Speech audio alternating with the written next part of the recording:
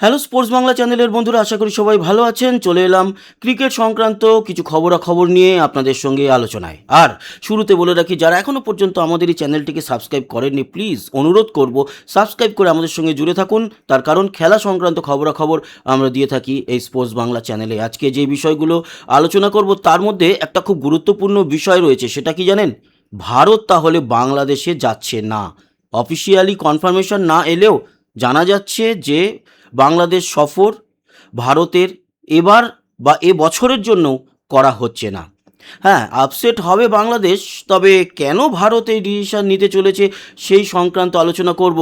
কেন আমরা বলছি যে ভারত যাচ্ছে না বাংলাদেশে, একেবারে আনঅফিসিয়ালি কনফার্ম। তার কারণ হচ্ছে, বাংলাদেশে পা রাখার কথা 28 তারিখে, 15 তারিখ পর্যন্ত সফর, অথচ তার মধ্যে আফগানিস্তান ভারতে চলে আসছে তাদের হোম ম্যাচ বা হোম সিরিজ খেলতে ভারতের সঙ্গে। অরুণ জেটলি স্টেডিয়ামে সেই ম্যাচ হবে। কত তারিখ? 13। তার মানে বাংলাদেশ সফরের মাঝখানে কি করে ভারত আর আফগানিস্তান খেলবে? ফলে এই নিয়ে কিন্তু আনঅফিসিয়ালি আমরা বুঝতে পারছি যে ভারত যাচ্ছে না বাংলাদেশ সফরে। এই সমস্ত আলোচনা আমরা করব আজকের এই ভিডিওতে। তবে শুরুটা যাকে নিয়ে করব তার নাম হচ্ছে কি ঈশান পোরেল। 2017 সালে যে আন্ডার 19 বিশ্বকাপ হয়েছিল, ভারত চ্যাম্পিয়ন হয়েছিল, সেই চ্যাম্পিয়ন হওয়ার পিছনে আন্ডার 19 প্লেয়ার ঈশান পোরেলের অবদান ছিল অনস্বীকার্য। সেই ঈশান পোরেল এবার কিন্তু কেস খেয়েছে, ধর্ষণ মামলায় অভিযুক্ত, এবং গতকাল ওকে গ্রেপ্তার করা হয়, চুঁচুড়া আদালতে তোলা হয়, সেখানে তাকে কিন্তু পুলিশি হেফাজতে পাঠানো হয়েছে, জামিন দেওয়া হয়নি। ঘটনাটা একটু পুরনো। বেঙ্গালুরুর এক ডাক্তারি পড়ুয়া ছাত্রীর সঙ্গে ওর কিছু সম্পর্ক ছিল। এর আগেও সেই মেয়েটি কমপ্লেন করেছিল, থানা পর্যন্ত গড়িয়েছিল কেস। এবার বিয়ের প্রতিশ্রুতি দিয়ে সহবাসের যে মামলা, সেটা ধর্ষণে অভিযুক্ত করা হয়েছে। তাই এই মুহূর্তে দাঁড়িয়ে ঈশান পোরেলের অবস্থা কিন্তু খুব একটা ভালো নয়। ভবিষ্যতে ভারতের প্লেয়ার হিসাবে আমরা জানতাম, ভাবতাম, এবছর আইপিএলে দিল্লি ক্যাপিটালসের হয়ে রানও করেছিল। কিন্তু এই মুহূর্তে খবরটা খুব একটা সুখকর নয়, অন্তত ক্রিকেট জগতের জন্য।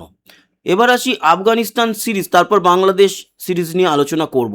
আফগানিস্তানের সঙ্গে আমাদের ভারতের সিরিজ অ্যানাউন্স হয়ে গেছে। আপনাদের দেখাই কবে কবে এই ম্যাচ হতে চলেছে। এখানে আমি দুটো ম্যাচের যে আপডেট পেয়েছি তাতে দেখা যাচ্ছে যে, দেখুন, এই যে দেখা যাচ্ছে 13 সেপ্টেম্বর একটি ম্যাচ সন্ধ্যে 7টা থেকে অরুণ জেটলি স্টেডিয়ামে, ইন্ডিয়া ভার্সেস আফগানিস্তান, এবং পরের ম্যাচটি শিডিউল হয়ে গেছে 15 তারিখ। তারপর আরও একটি বোধহয় 18 বা 19 তারিখে হবে, এটাও সন্ধ্যে 7টা থেকে একই স্টেডিয়ামে খেলা হবে।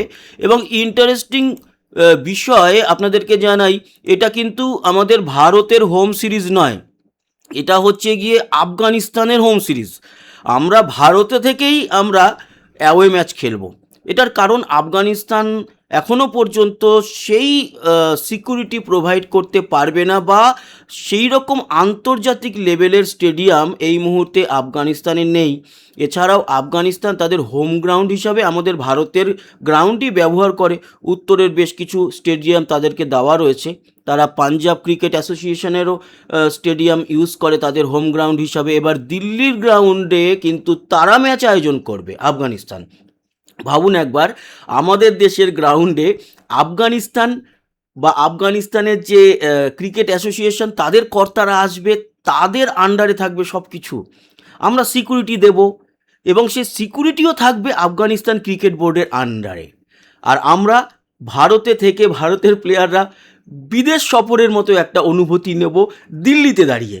এটা একটা ইন্টারেস্টিং ব্যাপার। এটা শুধুমাত্র আফগানিস্তানের সঙ্গেই করা হচ্ছে। তার কারণ, ওই যে বললাম, আফগানিস্তানের এই মুহূর্তে ক্ষমতা নেই সেখানে বা তাদের দেশে আমাদেরকে নিয়ে গিয়ে ম্যাচ খেলানো। এখনও পর্যন্ত সেই আসেনি। তবে আমরা সেই সময় সুযোগের অবশ্যই অপেক্ষায় আছি। তার কারণ হচ্ছে, আফগানিস্তানে একটা ইন্টারন্যাশনাল স্টেডিয়াম তৈরি করা হচ্ছে, যেটা তৈরি করবে ভারত। আর ভারতীয় যে ক্রিকেট কন্ট্রোল বোর্ড বিসিসিআই, তার সচিব দেবজিৎ সাইকিয়া তিনি জানিয়েছেন যে আমরা সবসময় আফগানিস্তান ক্রিকেটের পাশে আছি। তাই আফগানিস্তান ক্রিকেটকে আমরা সাপোর্ট করে যাব। আফগানিস্তানের প্লেয়াররা আমাদের ভারতে যথেষ্ট জনপ্রিয়, আইপিএল খেলে নিয়মিত, মানে এক কথায় উনি নাম না করে গুরবাজ কিংবা বিশেষ করে রাশিদ খান এদের কথাই বলতে চেয়েছেন। সত্যি কথা বলতে গুরবাজ, রাশিদ খান, নবী এরা তো আমাদের সত্যি ফেভারিট প্লেয়ার। রাশিদ খানকে কে না ভালোবাসে? কোন ভারতীয় মানে কোন ভারতীয় মানুষ আছে যে রাশিদ খানকে ভালোবাসে না?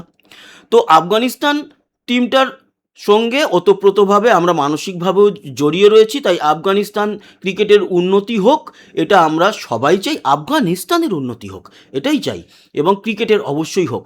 তার জন্য আমাদের দেশের গ্রাউন্ড তাদেরকে দিয়ে দেওয়া হচ্ছে, তারা এসে অর্গানাইজ করবে, আমাদের বিরুদ্ধেই তারা খেলবে, আমাদের মাটিতেই তাদের বিদেশ সফর করাবে। তো এটা ইন্টারেস্টিং ব্যাপার। 13 আর 15 শিডিউল পেয়েছি, সম্ভবত 18 বা 19 তারিখে আর একটা ম্যাচ হবে। সদ্য আফগানিস্তানের সঙ্গে আমরা খেলেছি, সেখানে টেস্ট ম্যাচ খেলেছিলাম আর 3খানা ওয়ানডে খেলেছিলাম। এবার তার যে শিডিউলে 3টে বাকি ছিল T20, সেটা এবার খেলা হবে। এবার আসি যে বাংলাদেশ সফর অফিসিয়ালি কিন্তু এখনও পর্যন্ত বিসিসিআই তরফ থেকে জানানো হয়নি যে আমরা বাংলাদেশ যাচ্ছি না, আবার গ্রিন সিগন্যালও দেওয়া হয়নি যে আমরা যাচ্ছি। ঝুলে তো ছিলই, আরও ঝুলে গেল কেন এই সিরিজটা হবে না, তার কারণ ওই যে সিরিজের মাঝখানে যদি আফগানিস্তানের সঙ্গে ম্যাচ অ্যানাউন্স করে দেওয়া হয়, আর অ্যানাউন্স বলতে শুধুমাত্র যে আফগানিস্তানের সঙ্গে ম্যাচ মুখে অ্যানাউন্স করেছে আফগানিস্তান ক্রিকেট বোর্ড সেটাই শুধু নয়, তারা করার কারণ হচ্ছে যেহেতু তারা অর্গানাইজার, তাই আফগানিস্তান বোর্ডের তরফ থেকে করা হয়েছে। দ্বিতীয়, শিডিউল করে দেওয়া হয়েছে, আপনাদের দেখালাম, শিডিউল করে দেওয়া মানে সে খেলা হবেই। ফলে বাংলাদেশ সফরে যে শিডিউল ছিল, ম্যাচ 13 তারিখ 15 তারিখ ম্যাচ ছিল, বা 14 না 15 অবধি ম্যাচ ছিল, সেই ম্যাচ তার মানে হয়ে গেল ক্যান্সেল, এবং সেটা শিডিউলও হয়নি। শিডিউল হয়নি মানে সেই ম্যাচের এখন আর সম্ভাবনা নেই। এখন প্রশ্ন থাকতে পারে তাহলে কি ওয়ানডে খেলতে যাবে ইন্ডিয়া? কারণ সেই সময় শেষের দিকের যে 28 তারিখ সফরের পর 1 তারিখ থেকে খেলা শুরু হওয়ার কথা ছিল, 3টে ওয়ানডে প্রথমে ছিল, পরে 3টে T20 ম্যাচ ছিল। তাহলে কি T20টা শুধু ক্যান্সেল করে ওয়ানডেটা খেলতে যাবে? সেরকমও কোনো সিগন্যাল দেয়নি ভারতীয় ক্রিকেট বোর্ড, এবং ভারতীয় ক্রিকেট বোর্ড আর বিসিবি আলোচনা করেছে বটে, কিন্তু এটুকু বলে রাখি, এটা দুই সরকারের ব্যাপার। কেন্দ্রীয় সরকার এই মুহূর্তে পারমিশন দেওয়ার মতো অবস্থায় নেই বাংলাদেশে ক্রিকেট খেলতে যাওয়ার ব্যাপারে। অনেকে বলছে কি যে যেহেতু এই যে 2026-এ T20 ওয়ার্ল্ড কাপ হলো, শিডিউল হয়েছিল বাংলাদেশ ভারতে খেলতে আসবে, কিন্তু বাংলাদেশ খেলতে আসেনি ভারতে। সেই সময় মারাত্মক খারাপ পরিস্থিতি ছিল বাংলাদেশের। তাছাড়া তাদের ক্রিকেট কন্ট্রোল বোর্ড তাদের হাতেই ছিল না, পুরোটাই চালাচ্ছিল তাদের ওই ক্রিকেট উপদেষ্টা বকলমে আসিফ নজরুল, এবং মাথায় ছিল হচ্ছে গিয়ে মোহাম্মদ ইউনুস প্রধান উপদেষ্টা। এই সব মিলিয়ে সে সময় টালমাটাল পরিস্থিতি ছিল। তো বাংলাদেশ যেহেতু ভারতে খেলতে আসেনি, ভারত তার বদলা নেবে, বাংলাদেশে খেলতে যাবে না। এটার সঙ্গে কোনো আজকের এই মুহূর্তে দাঁড়িয়ে কোনো ব্যাপার নেই, কোনো ব্যাপার নেই। কেন ব্যাপার নেই? তার কারণ সেটা ছিল হচ্ছে আইসিসির একেবারে তাদের টুর্নামেন্ট। সেই টুর্নামেন্টে বাংলাদেশ কোথায় খেলতে গেল না গেল সেটা আইসিসির দায়িত্ব ছিল। হ্যাঁ, এখানে ভারত অপমানিত হয়েছে, আমাদের খারাপ লেগেছে যে আমাদের দেশের কি এমন সিকিউরিটি কনসার্ন হলো যে বাংলাদেশ খেলতে আসবে না, যেখানে সারা পৃথিবীর সব দেশ আসছে। পাকিস্তানও 2023-এ খেলে গেছে, বাংলাদেশ খেলে গেছে, এমন কি পরিস্থিতি হলো? তো সবাই আমরা জানি সেখানে বাংলাদেশ ক্রিকেট বোর্ডের কিছু করার ছিল না, টোটাল কলকাঠি নেড়েছিল মোহাম্মদ ইউনুস, আসিফ নজরুল এরা। আর সেই ব্যাপারে ভারত বদলা নিতে পারে না দ্বিপাক্ষিক সিরিজে। কিন্তু এই মুহূর্তের পরিস্থিতিতে দাঁড়িয়ে ভারত যে ক্রিকেট টিম পাঠাবে বাংলাদেশে, সেই অবস্থা বাংলাদেশে আছে কি? কেন বলছি এ কথা? আবারও সেই 5 তারিখের ঘটনায় তুলে ধরতে হয়, যেখানে সাকিবুল হাসানের বাড়িতে বোম পড়ল। পুলিশ কিছু করতে পেরেছে? তদন্ত করে কজনকে ধরতে পেরেছে? বা সেই ঘটনা আটকাতে পেরেছে কি? ঘটনা ঘটে যাওয়ার পর কাকে আটকালো, কাকে ধরলো, এইটা বড় কনসার্ন নয়। বড় কনসার্ন হচ্ছে যে ঘটনাটাকেই আটকাতে পেরেছে। যেদিনকে শেখ হাসিনা বললেন যে আমি বাংলাদেশে ফিরছি, সেই সময় এই মৌলবাদীদের আক্রমণ, মব কালচার থেকে বাইরে এসেছে কি এখনও বাংলাদেশ? আসেনি। তাদের যখন মনে হচ্ছে, যেটা মনে হচ্ছে তারা করছে, পুলিশ প্রশাসন কিছু করতে পারছে না, ঘটনা আটকাতে পারছে না। আজ আমাদের প্লেয়াররা যদি বাংলাদেশে যায়, যেই হোটেলে আছে সেই হোটেলে যদি কোনো বোমাবাজি করে, আমাদের প্লেয়ারদের উপরে যদি আঘাত আসে, সেই দায়িত্ব কে নেবে? তারপরে কে গ্রেপ্তার হলো, কারা করলো, তদন্ত কমিটি বসলো না বসলো আমাদের কিচ্ছু এসে যায় না। আমাদের একটি প্লেয়ারের গায়ে আঁচড় পড়া মানে আমাদের ভারতবর্ষকে আঘাত করা। তো জেনে শুনে আমরা যখন দেখতে পাচ্ছি এরকম ঘটনা বাংলাদেশে ঘটছে, সেইখানে আমরা আমাদের প্লেয়ারদেরকে কোন সাহসে পাঠাবো? কোন সাহসে পাঠাবো? আমাদের যদি একটা প্লেয়ারের কোনো ক্ষতি হয়ে যায়, কে দায়িত্ব নেবে? তার থেকে এই মুহূর্তে পাঠানোর কোনো দরকার নেই। দ্বিতীয়, রাজনৈতিক দিক থেকেও এই মুহূর্তে অনেকে বলবে যে দীনেশ ত্রিবেদীর সঙ্গে তাদের বাংলাদেশের প্রধানমন্ত্রী আলোচনায় বসেছে। আরে আলোচনায় তো বসতেই পারে, তারপরে কি হয়েছে? সে আলোচনার পর কি দুই দেশের সম্পর্ক একেবারে নর্মাল হয়ে গেছে? দেখুন, রাজনৈতিক বিষয়ে আলোচনা করতে এখানে বসিনি, কিন্তু রাজনীতি যখন জড়িয়েই গেছে তখন কয়েকটা কথা বলতে হয়। বাংলাদেশের সঙ্গে এই মুহূর্তে ভারতের সম্পর্ক কিন্তু আগের মতো নেই। হ্যাঁ, একটু বেটার হয়েছে।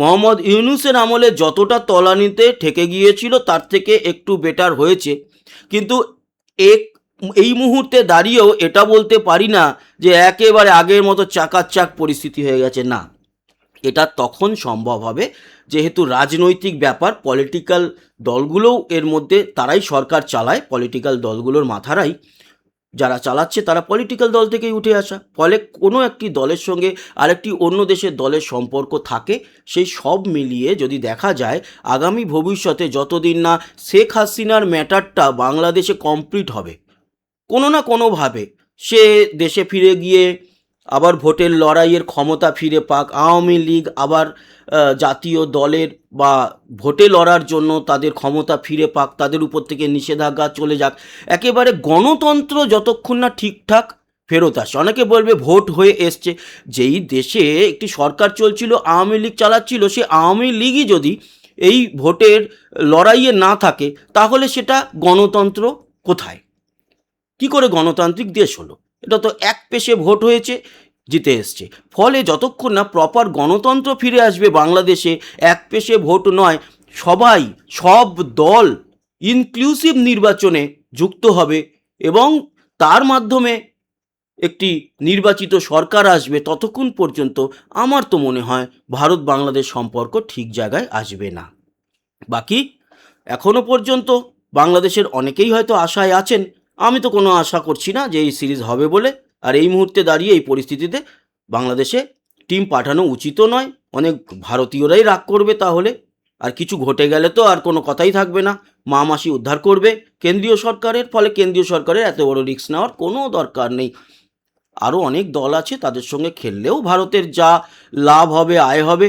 এই আফগানিস্তানের সঙ্গে সিরিজটা যেটা খেলবে, ভারত একই আয় করবে, একই লাভ করবে। সিরিজের যে স্বত্ব বিক্রির টাকা ওই একই হবে। আফগানিস্তানের উপকার হয়ে যাবে, বাংলাদেশের ক্ষতি হয়ে যাবে। কারণ সারা পৃথিবীর সমস্ত ক্রিকেট খেলীয় দেশ চায় অন্তত ভারতের সঙ্গে একটা সিরিজ যদি আমরা করাতে পারি, তাহলে কোষাগারে যে অর্থটা আসবে সেটা ব্যাপক।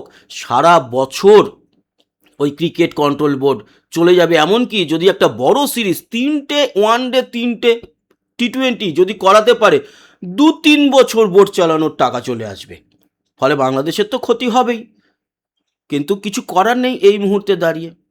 আর বাংলাদেশকে আমন্ত্রণ জানাতে পারে যে আসো, তোমরাই তো আসবে না বলেছিলে, এসে আগে ভারতে খেলে যাও, তারপরে ভারত দেখবে যাবো কি না। তো এই ছিল আলোচনা। তো এই ইনফরমেশান আশা করি আপনাদের কাজে লাগলো। যারা সাবস্ক্রাইব করেনি, সাবস্ক্রাইব করে আমাদের সঙ্গে যুক্ত থাকুন। ভালো থাকবেন, সুস্থ থাকবেন, আবার দেখা হবে। ততক্ষণের মতো টাটা।